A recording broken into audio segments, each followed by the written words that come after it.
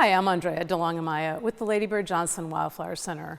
Fall is the ideal time to plant wildflower seeds for a spring bloom, particularly for your annual spring blooms. It's also the antidote or the counterpart to spring fever. We have fall fever. We're just itching to get out into the garden. August through November is the best time to plant wildflowers for a spring bloom, but planting a wildflower meadow is not as simple as just scattering out some seeds.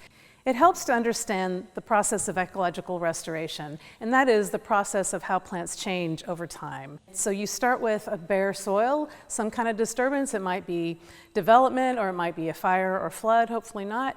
But even just gardening can disturb the soil. And so when you have bare soil, that bare soil wants to grow something. And usually it's the early colonizers that we consider the annuals. Their strategy is fast. They get in, they do their thing, and they condition the soil and make it really hospitable to the slower growing plants like the perennials, the perennial wildflowers, and also the perennial grasses. Annuals do their whole life cycle in one season.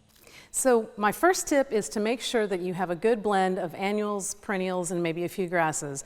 A lot of your wildflower seed mixes only have annuals. So for example, this one has bluebonnets, prairie coneflower, brown-eyed Susan, Indian blanket. Those are all annuals. So if you were to plant a wildflower packet, you might want to mix in some other things that you can buy separately, or maybe even harvest your own. So annuals will dominate for the first year or two, giving way to the perennials, which will then start to take over. Things like wine cups, mealy blue sage, and a lot of your penstemons are some good examples. The second tip I'll give you is to really keep your eye on the weeds. This is a really tricky one, and it's really important. It's hard to see when seedlings are there, which ones are supposed to be and which ones aren't.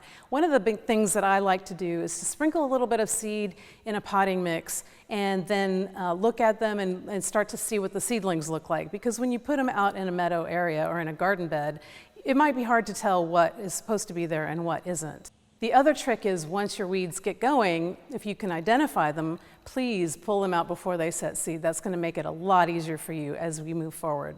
So when you're getting ready to plant your wildflower meadow, you want to make sure that you have good soil preparation. Ideally, you'll have a nice bare soil that's weed-free and you can scatter your seeds down. You want to make sure that you don't bury those seeds. You pretty much want to leave them right on the surface. Some of these seeds are really tiny.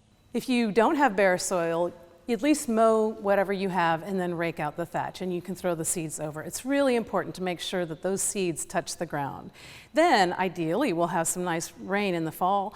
If we don't, it's really important to water those to get them germinated, and then hopefully we'll have rain throughout the fall and into the winter, but if we don't, it's also really helpful to keep watering to make sure that those little seedlings don't just dry up. So of course we plant wildflower meadows because they're beautiful to us. But you know, it's funny, the plants really don't care that we think they're beautiful. Their goal is to attract pollinators so that the pollen can transfer from one plant to another, and that's how those plants get fertilized. Then my third tip for you is to hold off on mowing. As the wildflowers start to senesce, the seeds start to get mature and they turn brown. A lot of times that's when people get all upset and, oh, it looks so dead. But it really is a temporary thing, and you can actually find a lot of beauty in those old seed heads. But you want to make sure that you leave them standing long enough for the seeds to drop and replenish the seed bank into the soil for the next season. Another important tip is that if you leave those seed heads standing, a lot of your seed-eating birds will come in, like your finches and your buntings. They'll come in and they'll pick the little seeds out of the heads. For more detailed planting information, we have lots of information and articles on our website at wildflower.org. This is Andrea DeLong-Amaya from the Lady Bird Johnson Wildflower Center. Enjoy!